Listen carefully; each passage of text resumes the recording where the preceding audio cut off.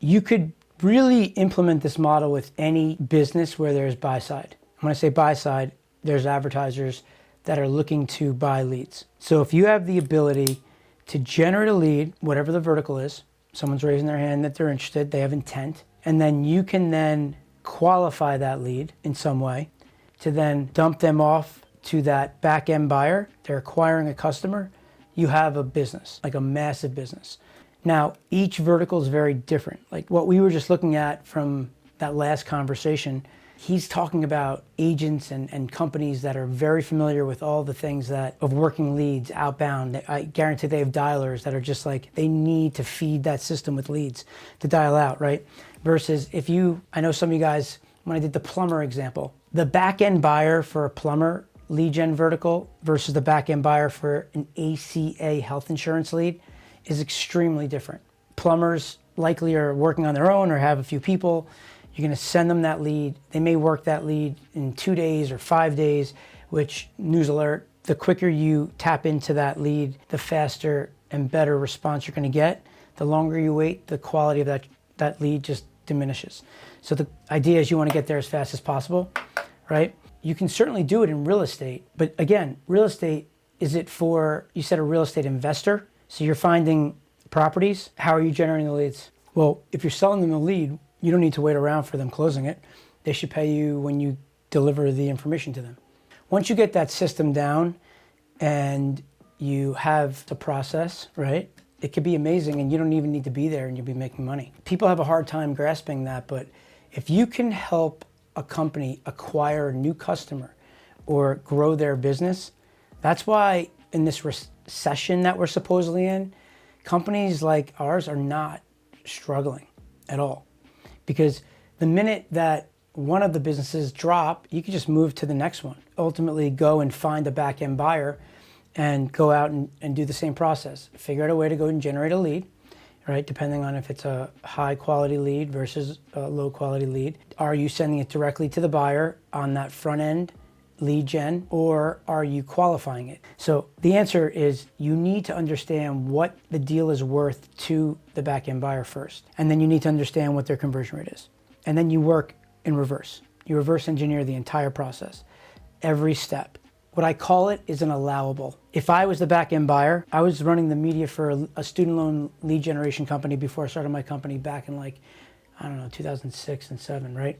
And we would have an allowable for what I would call as a qualification lead. And if I qualified the lead, then that lead would then go into a call center. But if they didn't qual, they would never get sent to that call center. And my allowable was typically, we used around $500 per qual. Now, I was out generating leads for $1, $30, $25. It really didn't matter. It was all based on how many leads did I qualify them at $500? And I kind of reverse engineered it. So the quality of traffic would dictate what the value is, right? But I knew that I can afford $500 for every qualified lead. And then from that point on, from a qualified lead, and to us a qualified lead was they had to have 2 loans that we can consolidate, right? And they were federal loans. If they didn't have 2 loans, then we couldn't consolidate. They were worth nothing to us. We wouldn't be able to do anything with them. Right, we usually we qual about 3% of the leads that we got. That's the crazy thing about this. 3%, dude, 97% of all the leads I bought were not qualified. And we were valued at $600+ million. We became the largest student loan consolidation company online. Started off with literally a lead gen form, and started selling leads to banks. And then banks were not closing. So we're like, hey, whatever you don't close, send back to us. And then we started to work those leads. And we were learning on their dollar. And ultimately, we were able to generate the lead. Then we were figuring out how to qualify and close the lead. That turned into this massive business where we went vertical with it, where we ended up becoming a bank at the end. And we were off to be worth $1 billion. And then around 2007, 2008, when the credit markets just collapsed, if any of you guys are old enough to know that, our business went from massive to over in a blink of an eye. We had to let go of 375 people. It was crazy, which is interesting, right? Because I ended up starting my company, Universal. After that, I still today think about, would have I been able to walk out on a cushy job? to start my own business, right? So in one sense, if you guys are going through shit right now, like at that time I was like, oh man, this business is over. What the hell am I going to do? And it was not a happy day for me. Little did I know the journey was that it was getting me to start my own business, which I'm thankful for that happened, right? Because now for all the things that happened afterwards, but I didn't know it. If things are going not your way right now today, it doesn't mean that there's nothing in the future for you. Like the fact that you're even sitting here right now is taking the first step in trying to learn this business. If you guys understand the skill set of this, you guys can do anything.